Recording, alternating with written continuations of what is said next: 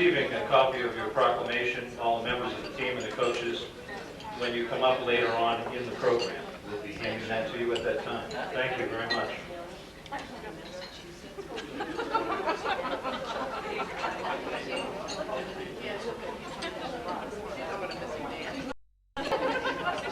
We have what I think will be an interesting program for you tonight.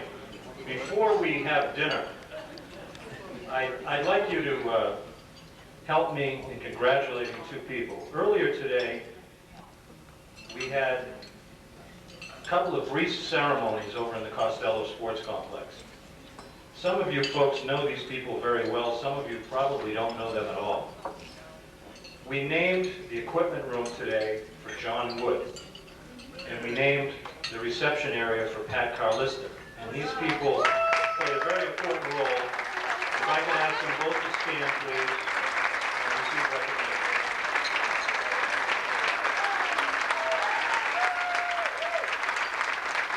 I want to give you a few numbers before we get on with the program, just because I think they are so significant.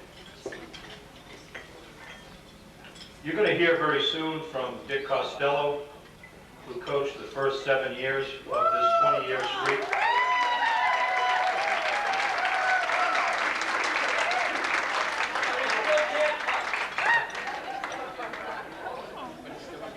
And Gary will follow Dick, which he hates doing, and to be honest with you, which everybody hates doing. 20-year record. 486 wins and 104 losses. 82.4%. That's an average of 24 wins and 5 losses per year for 20 years. It's pretty remarkable. Postseason every year for 20 years. These teams played in the NAIA National Championship in 1985 and in the NCAA Final Four in 1988, 98, and 2000. 24 and 5. That is the year that every team hopes they have once every 10 years. And it's happened for 20 years. Dick Costello was here for 37 years. As he said, he came for 2 years and decided to stay for another 35. He's been revered by his players, his coach, those who coach with him, co-workers. Dick is in probably about every Hall of Fame you can probably imagine. He's a tremendous speaker, was an outstanding administrator, and a true gentleman. He is one of the few people that we know of who won 200 games as a coach of men's basketball teams and also won 200 games as a coach of women's basketball teams. In his 7 years here, he had a record of 160 wins and 46 losses. And I think it's probably pretty telling when you look across the way and see Costello Sports Complex how much people think of him. It is my pleasure to introduce Dick Costello.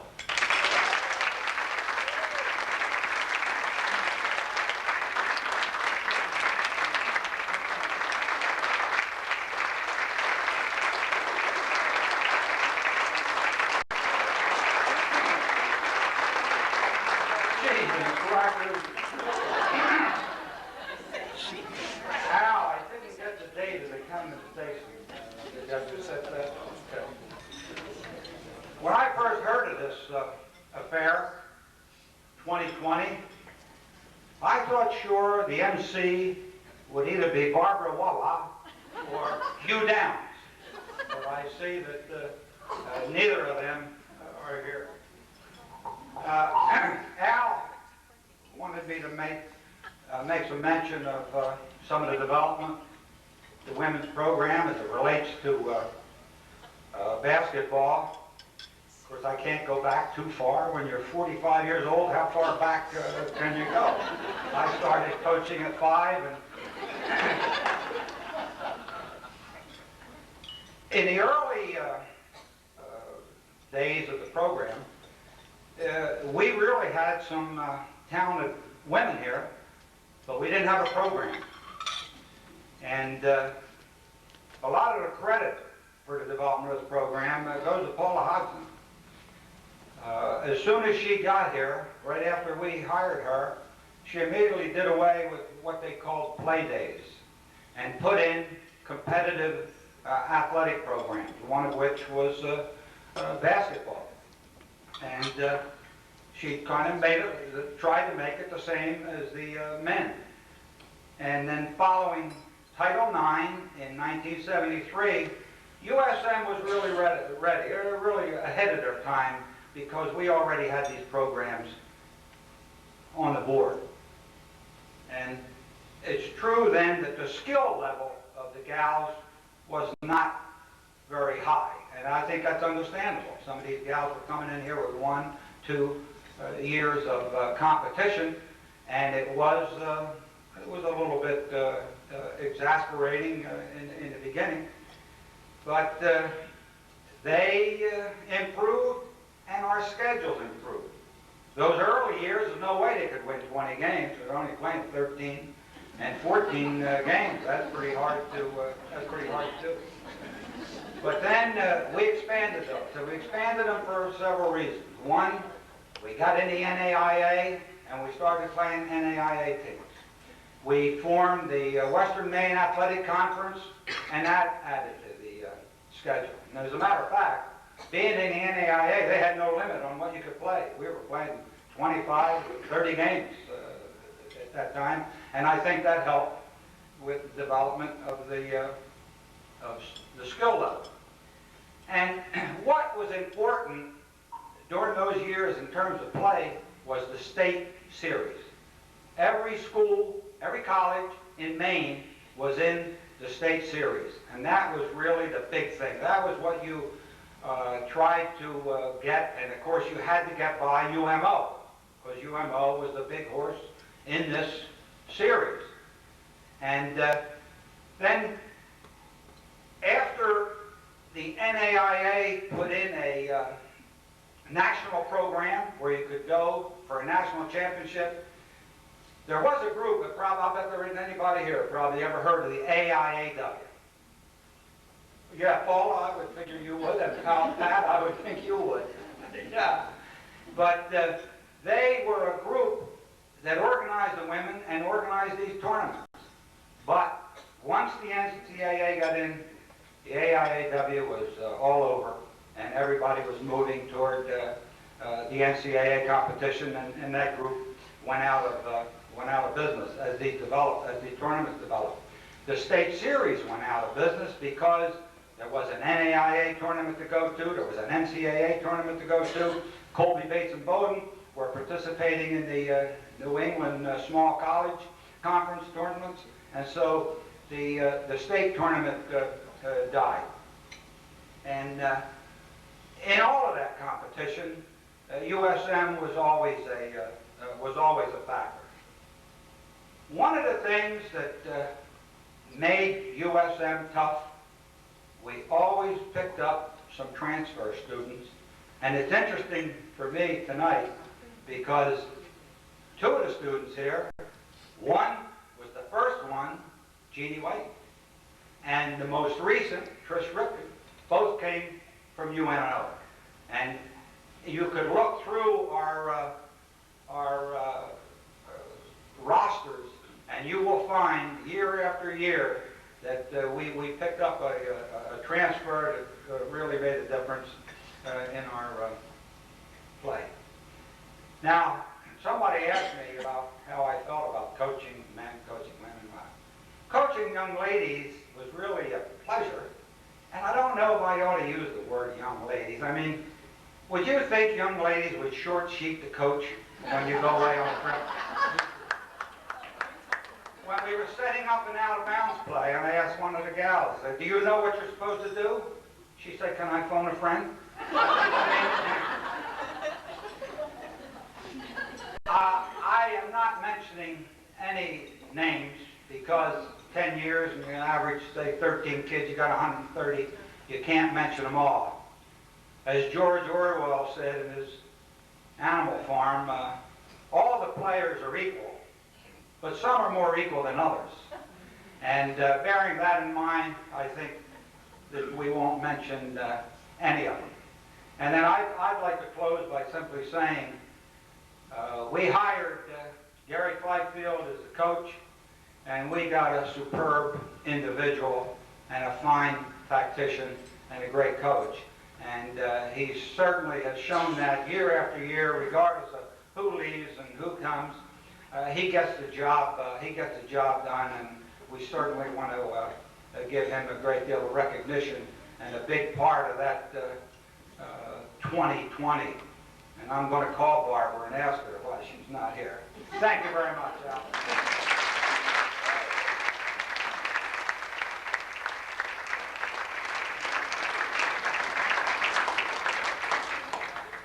You know, it amazes me, he's still making excuses about not winning 20 in those early years. There are stories here, a whole lot of them. And I think it's probably good, Doc, that you left a lot of them covered up. I think a lot of us feel less safer now that you're done. We're going to bring Gary on. I want to give you a little rundown of what Gary's done in 13 years. 13 years seems like it's flown by rather quickly. I remember when Gary came in here, Ashley did not look at all like he does now. 13 years, Gary has put together a pretty incredible record. 326 wins, 58 losses, 84.9% winning percentage.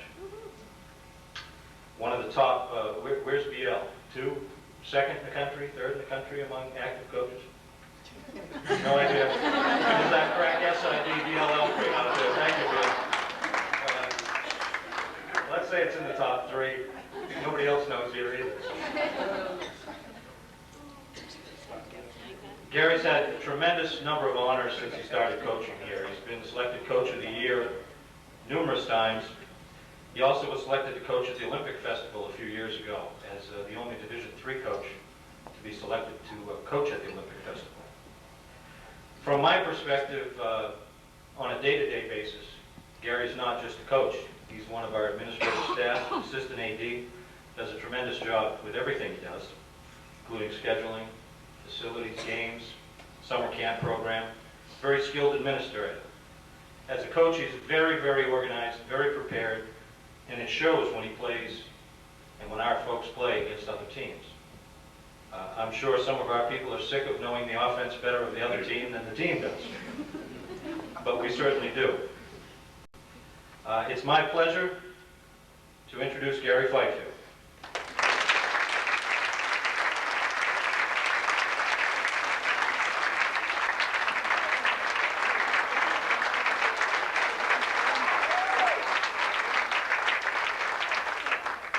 Thank you.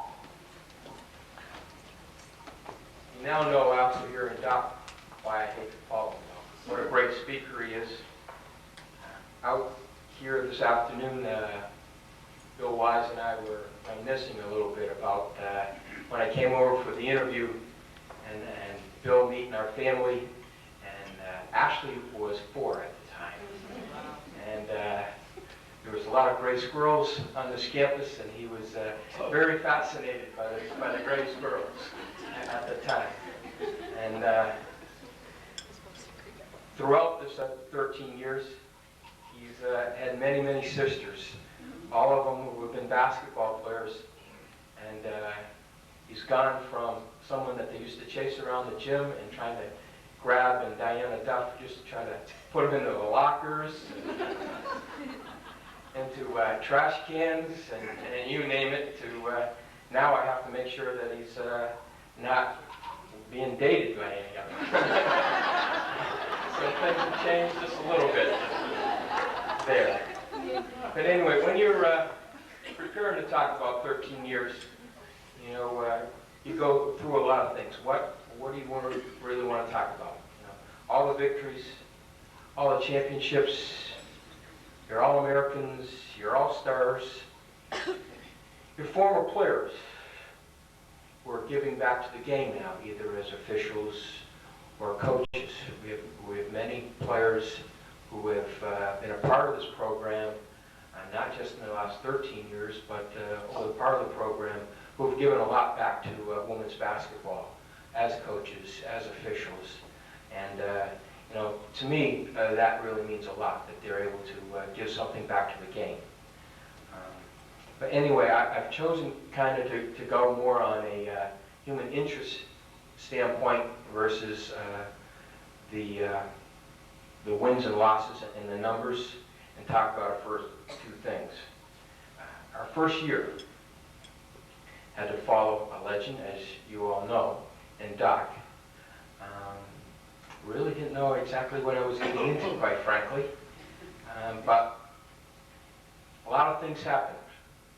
We went to the Final Four that first year, finished 27-3. But a lot of fun things happened, and I'm going to talk a little bit about them. Our first game at Bridgewater State. Coach Murphy's been with me all 13 years, and I'm going to bring him up here a little later. But most of you know Tom, and after our first game, he turns to shake my hand for our first win. He said, "God, that feels good. I haven't won a game in 18 months."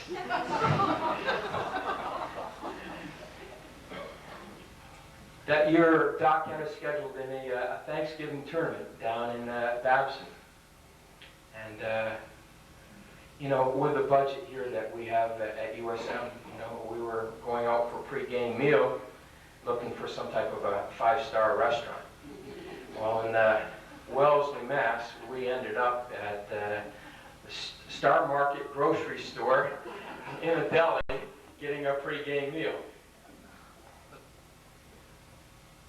A couple other things that year. Many of you know who Nancy Love and Diane Duff are. Well, our first trip to Eastern Connecticut. And Eastern's a pretty good bus trip, about 3.5 hours. And you know, the bathrooms on the buses aren't real conducive. And when we get off the bus, a lot of people are on ahead for the first bathroom. Well, Diana and Nancy went charging off the bus looking for the ladies' room. Couldn't find the ladies' room, I guess, so went into the men's room. Several minutes later, I'm assuming several minutes later, Coach Murphy goes in. I'm also needing to go, so I'm following Coach Murphy. As we get in there, Coach Murphy says, "I won't tell Coach Fifield if you won't tell anything." As a couple of legs pulled up into the stalls. Anyway, that first year we did get to the Final Four.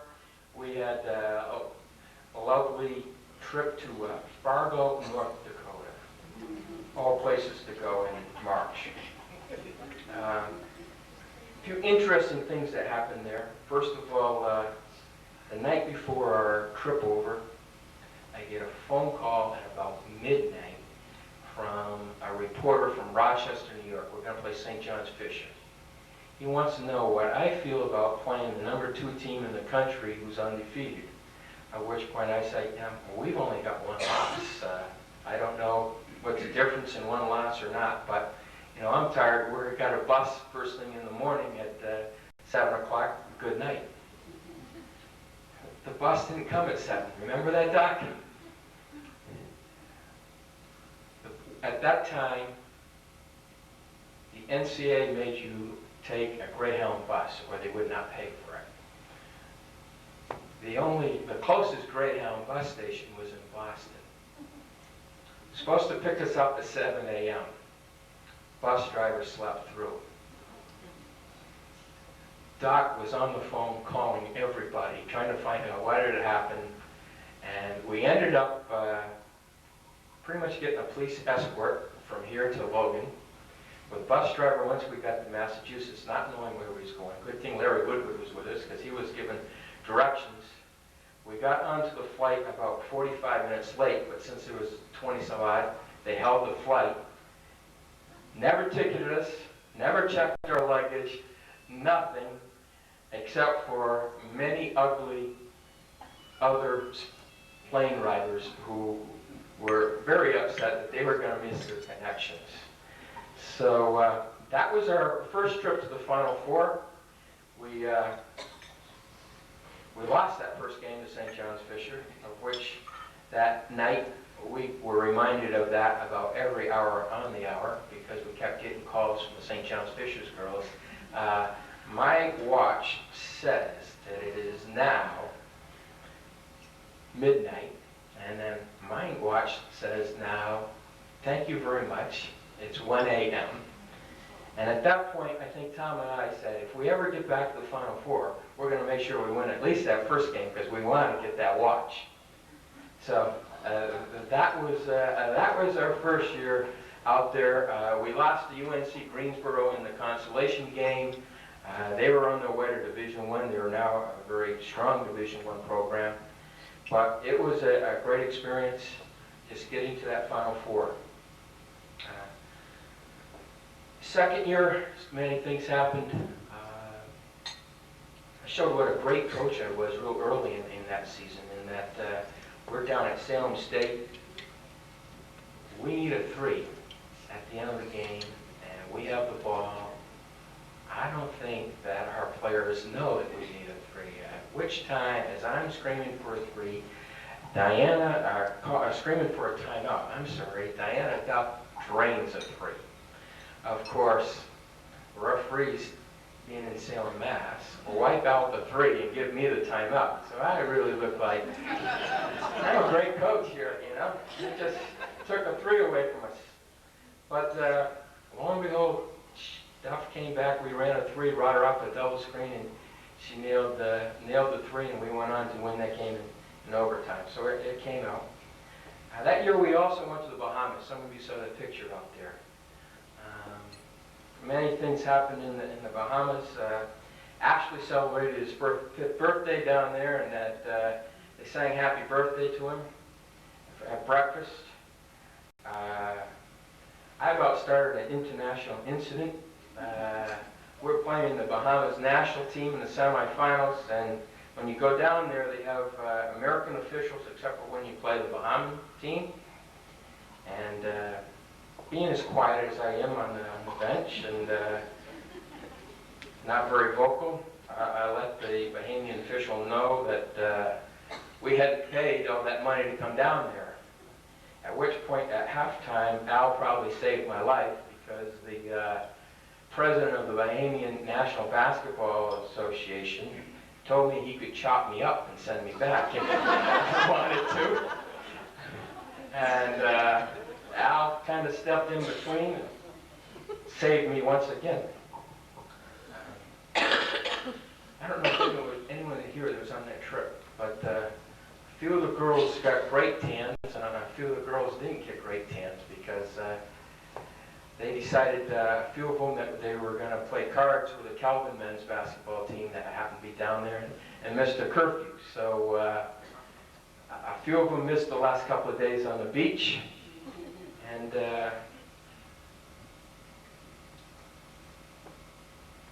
but we survived. Came back, and actually one other exciting thing that happened at that game, and I thought these two people were going to be here, but we're playing Hassan at Hassan. Maybe the only college basketball game in which a team wins but never attempted to shoot a free throw. We never went to the foul line. Matter of fact, Al tried to check out if the NCAA kept records regarding that. But again, in another great coaching move, we call a timeout, end of the game, need a basket, down 2 with about 5 seconds to go in the game. Now, we're in Bangor, Maine. We have not taken a free throw the whole game. The first whistle blows for the timeout. We come out, take the ball out underneath our basket. We have Nancy Love on one block, who's a very good shooter, very talented player. On the other block, we have Amy Johnson, and Kristen Petito is taking the ball out of bounds. Well, the referees gave us the ball before Hassan came out. We're 5-on-0. Kristen passes the ball across the block to Amy Johnson, who commenced to absolutely brick the thing. As fate would have it, We recovered the ball on the rebound and put it back in. But those are some of the things that happened that you remember over the years. The next year, we got an international player. Katarina Polkinen arrived here from Finland. She loved to play offense. Didn't know that the court went the other way, down to the defensive end. She moved a little slow that way. We found out that the European players didn't have great pain threshold as well. She got a hangnail. We thought we had to go into the emergency room. But she could score. She has many, many records. But she didn't quite understand everything that went on. And one of the early practice sessions, I was trying to get everyone's phone number so we could make contact, and I could keep tabs on what was happening, and at which point she said, "Coach, you're married." She was not about to give me her telephone number. Anyway, I can go on in many, many stories about Lynn Wheeler, about Leslie Presley. Were convinced she must have been Superwoman because she always had her uniform on before we got off the bus, we thought. We made some great trips. We went out to California twice now. The first time we found out it's not really easy to drive around in that state. We played 3 games in 3 nights against Laverne. And we went up to UCal Lutheran and then down UCal to San Diego. Maybe one of the most exciting things about that trip, other than getting lost in the fog coming back from UCal Lutheran trying to get into LA, but we got stuck in an elevator on the way to our first practice. We were in there for about 30 minutes, I believe. We've taken a trip to Florida where we played Eckerd, University of North Florida. Did the tourist thing down there, of course, SeaWorld, Universal Studios, Disney. Memory from that one that jumps right out is we're playing the University of North Florida up in Jacksonville. And they're a pretty good team, and we had a pretty good team as well. We just beat Eckerd the night before, another Division II team. And, Cindy LaPierre was on the team, and some of you people know Cindy. She was very, very athletic and very quick. Well, right off quick, she was challenged, and her comeback was, "Girls, I'm the quickest white girl you've ever seen." And from there, we commenced to come out with a great win over a very, very talented team.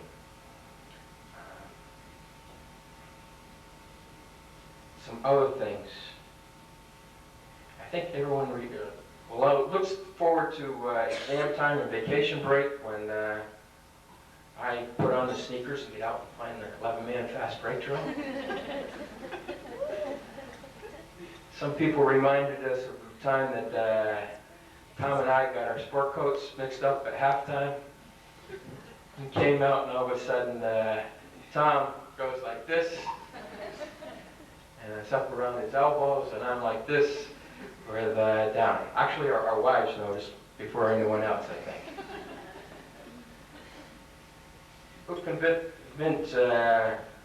forget the night that our girls decided that it was Halloween time and that they might get dressed up and kind of mimic the sorority girls. Went around campus singing some songs and got themselves in trouble. I think Laura might have been the ringleader of that one, to be honest with you. No, of course not. You never were the ringleader, right? There was a blizzard of '93 when we got stuck down in Wellesley, Mass. In the NCAA tournament. The state was closed. The governor declared a state of emergency, so we had to spend a couple more days. And they, if I remember right, Tom, the girls got you up during karaoke, and I'm not sure what song they were singing, but I think it's like you lost that loving feeling or something like that. Is that what it was? Huh? That was it? Our trip to Virginia, where we had a little bit of an ice storm, and we found out that the southern drivers down there, that may be where all the stock car drivers come from. They don't know how to drive on ice, I can tell you that, because we saw many cars off the road. Our second trip to California, we played at UCal San Diego in the tournament there. A little football was played in the surf. I was convinced everyone was going to get hurt before we played. And then they started playing football in the parking lot of the mall. Trip to the San Diego Zoo where we were there. Last sunset of '97 on the beach. That was very pretty, very, very pretty. Of course, we were coming back on New Year's Eve, and we had the countdown for New Year's Eve and the party favors in the airport, San Diego airport.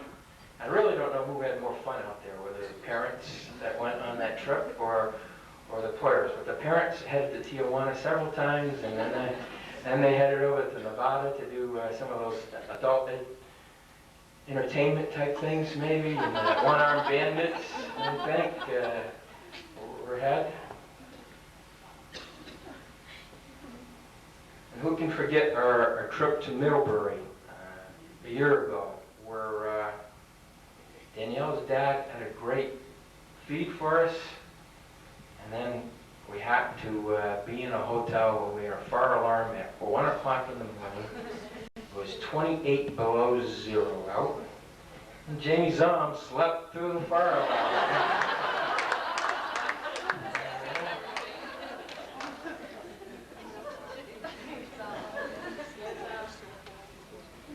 Of course, I must talk about hosting the Final Four here. What an experience. The excitement that was generated that week, the electricity that was generated, and kind of what had made that special, though, is people don't really realize that that team actually started thinking about winning a national championship and talking about a national championship a year in advance. On our way back from Scranton, when we lost in the Sweet 16 the year before. Of course, the trip to Scranton was 398 miles, and the NCAA will not fly you unless it's 400. So we had to bus because of 2 miles different. We couldn't move the campus. We could have said we were from Lewis and Auburn. We might have been able to get there, huh, Rich? But anyway, on that bus trip back is actually where I think the seeds were planted. And I don't know how many times over that next year we talked about getting to a national championship or winning a national championship. But being able to do that at home with the support of the whole Southern Maine community. I just, and the work that our athletic staff did that week to try to host a Final Four. And you find out about 3 o'clock on a Sunday afternoon. Al and Kim and the whole athletic staff, BL, they must have worked about 140 to 150 hours that week. It was unbelievable. I think it was worth it. I certainly felt it was.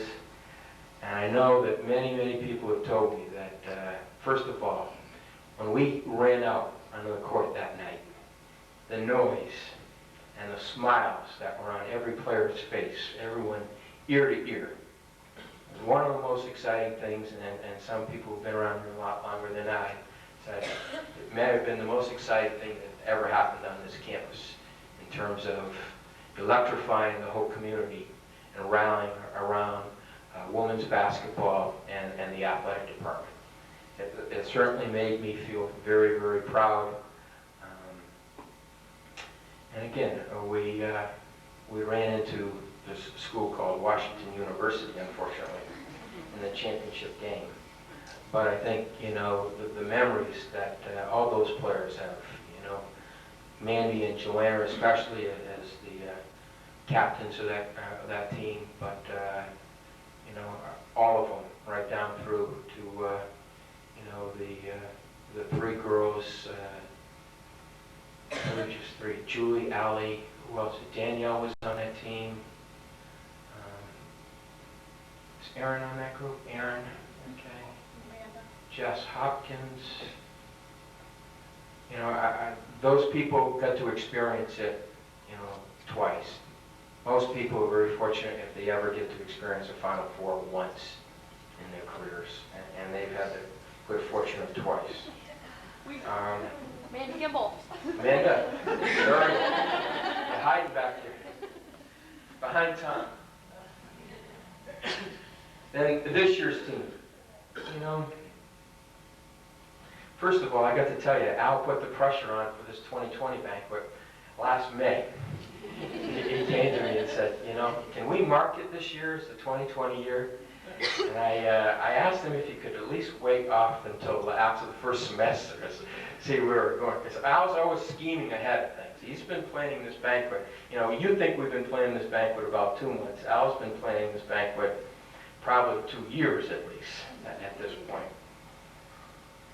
But anyhow, started off great.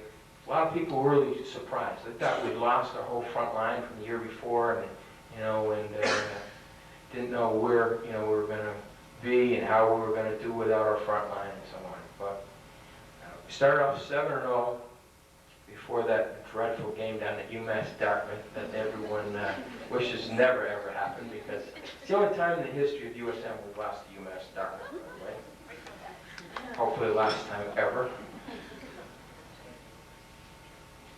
Then we got a little bit of surprise. Doc talked about transfers, and we've had significant contributions from transfers in the past. And second semester, we had an addition to our program in Trish Ripton. At that point, we went through kind of a roller coaster for the rest of the year, and really didn't know where we're going to end up. But certainly by the end of the year, we were playing unbelievable. We absolutely cruised through the Little East Conference tournament. We crushed UMass Dartmouth here in the first round game by 40-something, I believe. How can you lose to a team and then beat a team by 40? Bad coaching, I think.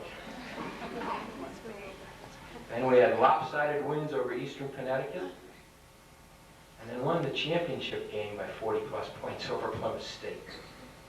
That gave us a first-round bye into the NCAA tournament. So in the second round, we defeated Salem State. Played a great first half, unbelievable first half. I don't know how much we were up by halftime, but we had a great half and a very workable margin, I thought, at halftime. We ended up hanging on at the end. A young lady who just got on fire, was throwing in everything that she threw up there. Didn't matter. We won, advanced to the Sweet 16. A little trip to New Jersey. A few people flew for the first time down to New Jersey. Defeated Clark, which is always a great team, for the second time. Believe it or not, a team from Massachusetts and a team from Maine had to go to Glassboro, New Jersey to play each other. It makes a lot of sense. Jamie Zahn went 7 for 9 with 5 rebounds in that game. And next night we played Rowan. Jamie had another great game. She goes 9 for 10 with 11 boards. Trish hits some big free throws down the stretch.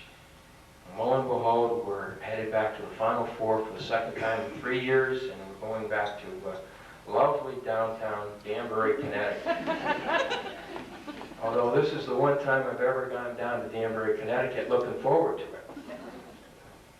Most of the times we're not really looking forward to that 6-hour bus ride. The city of Danbury did a great job of hosting that. They've had a year to prepare. We had a week. Not really. The teams came in Wednesday. So we really had 2.5 days to 3 days to prepare. They had a year. Actually, this was their second run at it, so they had a dry run the year before. But they had a great welcoming party that greeted us at the hotel. You know, all the girls had duffel bags in their rooms from the city of Danbury. The next morning, we participated in an NCAA Yes Clinic that was pretty exciting. They had about 2,500 4th, 5th, and 6th grade girls there. And they brought them out onto the court, and our girls worked with them. And it was pretty exciting.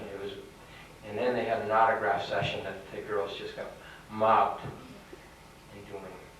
That night, great banquet there at the hotel. And the next evening, we played a team that I think everyone thought was probably going to beat us fairly easily. They were 28-1 at the time, and their only loss was to a Division II school in California, which is ranked number 9th in the country. But we had a great first half again. We had a little trouble scoring in the second half, but Trish hit a few key free throws down the stretch. We held on. Some think that maybe Coach Hilton had something to do with it. He might have distracted the St. Thomas coach.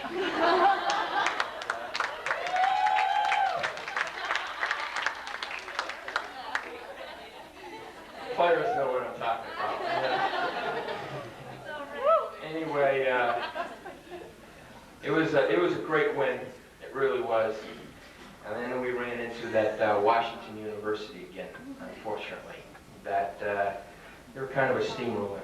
I don't know if many people realize they won 3 straight national championships now, starting with their first win over us in '98. They've also won 68 straight games. They got a great program, they really do, and it's not too bad. There's 412 NCAA Division III schools that play women's basketball.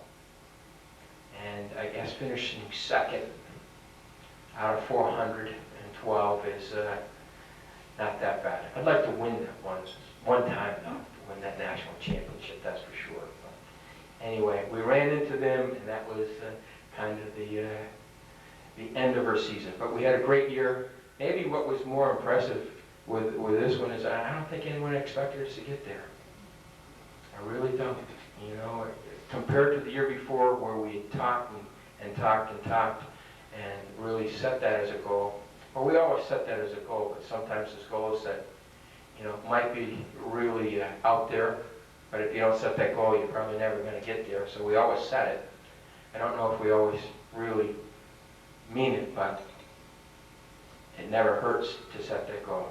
So anyway, they ended what was a great year with you know, a lot of great memories through the year, a lot of hard work, but some great times, some trying times, but I think that made us a better team in the end. I think it really did.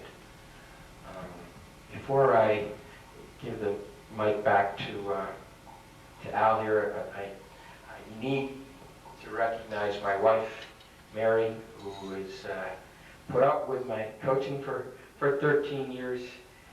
Coaching is really a labor of love. Many of you know that, and you're gone a good share of the time. And when I first came here and was coaching soccer and basketball, she really would make me feel bad because in August, she would tell Ashley, say goodbye to your father, you'll see him sometime in March. Which, thank God now I don't have to coach soccer, so it's October sometime that they get to say that. But anyway, she's been very, very supportive. And again, I appreciate that very, very much. Some of you know, many of you do not know that Coach Murphy has been with me since the start for all 13 years. And he's retiring so we can work on his golf game a little better and go down to Florida. I'd like to bring Coach Murphy up here.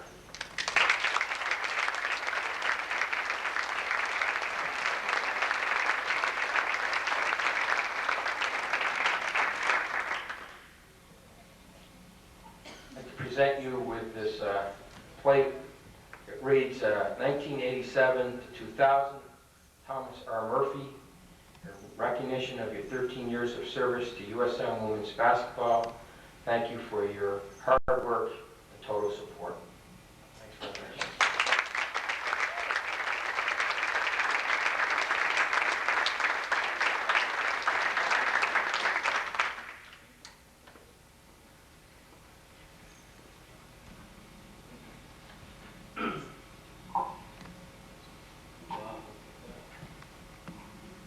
You know, I was thinking, Doc, a lot of memories coming through my head. I always remember that '85 trip to Cedar Rapids. I never forget this Brit Airlines that we flew on. Brit Airlines, if you went over to the bus terminal, took a yellow school bus, shoved a wing through it, and wrapped a rubber band around the propeller. We saw Iowa like I never expected to see Iowa. We could have been 100 feet off the ground the whole way over there. And one of the things that really I will never forget is, you know, on those small planes, and this was a small plane, the person who is the flight attendant, as they call them today, they do the whole show. So they said this would not be a full beverage service or a full service. And she walked down and handed people chiclets. When's the last time you've seen a chiclet in your life? A little box with 2 chiclets in it. So we've really done it up big in a lot of ways. Well, we have some commemorative rings that we're going to present to this year's team and staff, symbolic of playing in the Final Four and finishing second in the nation. And I'm only going to present the first one, but I'm going to present it to Gary. And I'm going to ask Gary to come forward and accept this. And for all his hard work and sweat and all the red blotches and the nervousness and all the grief he gets around the department at tournament time, I want to congratulate him for an excellent job.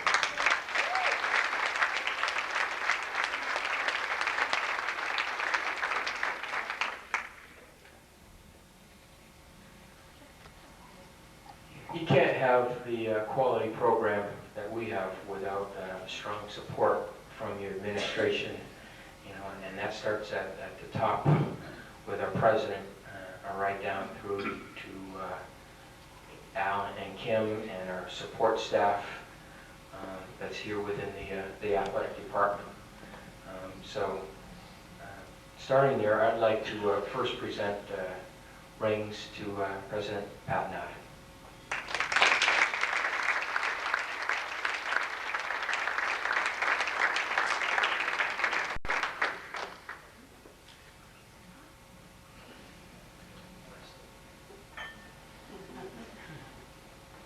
Also, I'd like to present one to Al Bean.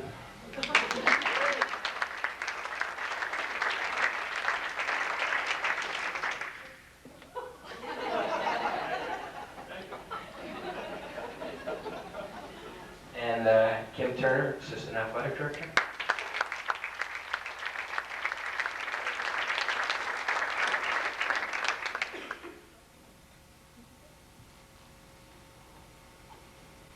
Coach Murphy.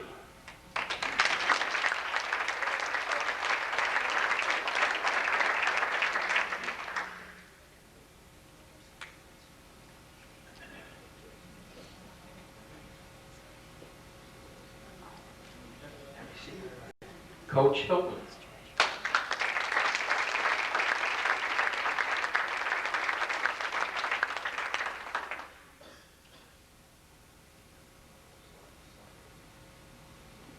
Kara Crockett.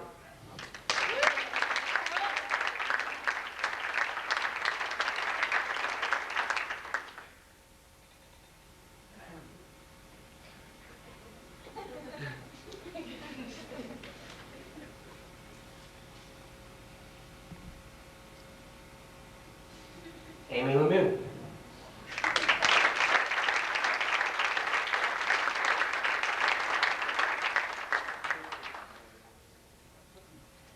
Jess Libby.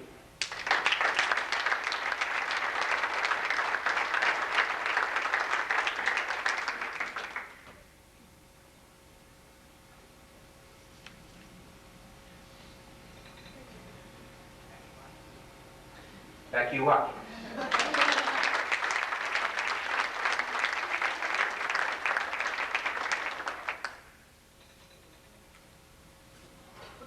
Our sophomore class, Amanda Burgoyne.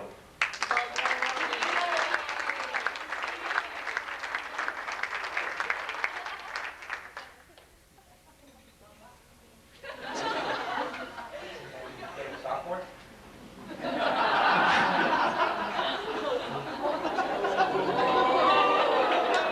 Nikki Dominique.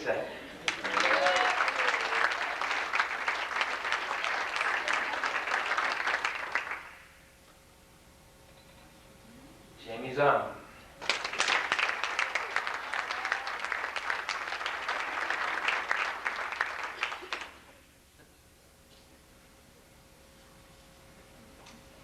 Our juniors, Amanda Kimball.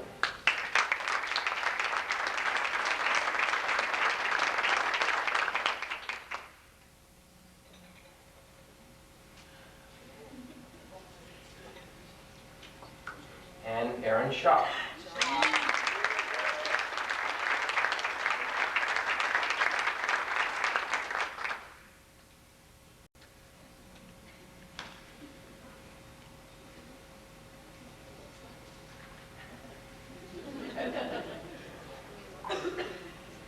And our seniors, Danielle McGraw.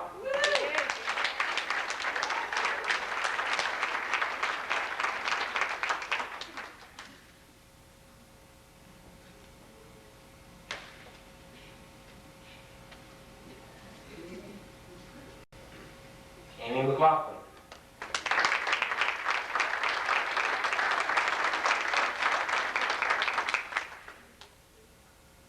Trish Ripton.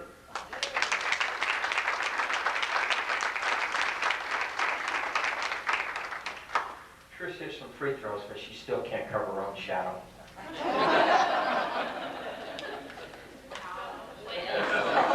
So she knows. Shooters make up a multitude of sins, Hubert Brown once said.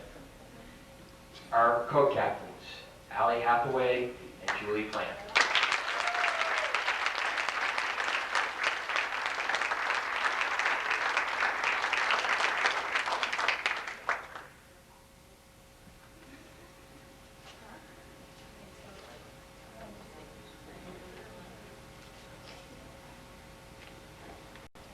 We have some other people who really do a tremendous amount of work supporting our program in many ways. Our Sports Information Director, BLL.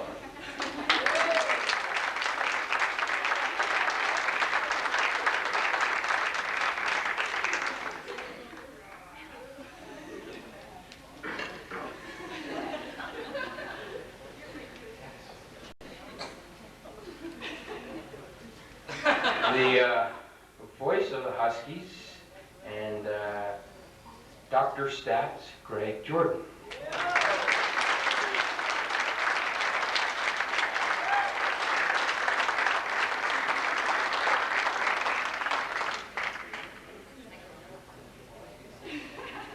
I don't know how many of you are aware of our homepage, but if you get on the internet and look at our website, you'll see a tremendous website that's received many honors from the people in that internet world.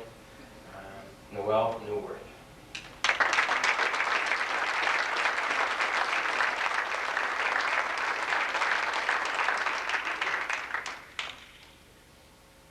Our student trainer this year, Ron Hutchins.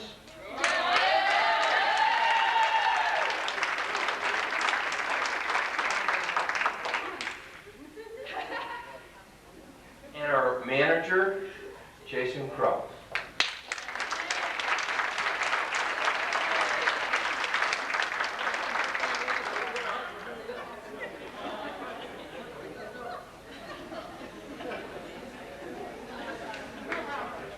The University of Southern Maine 1999-2000 USM Women's Basketball.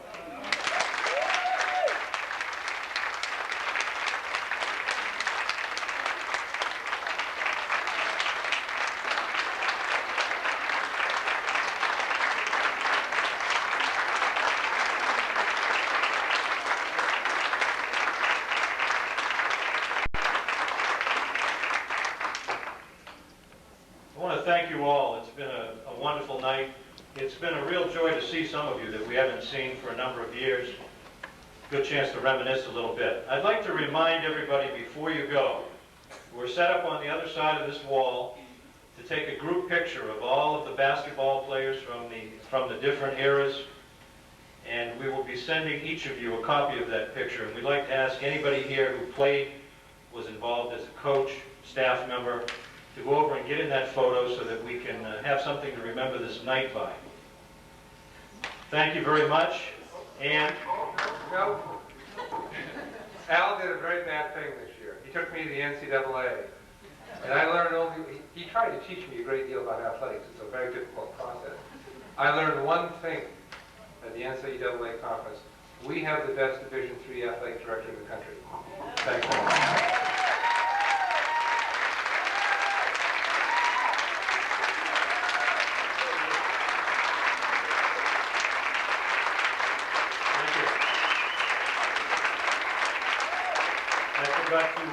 I forgot to remind the team members from this year that Gary has some plaques for you to pick up before you go for this year's team. And also there's a copy of the legislative sentiment for each one of you to get.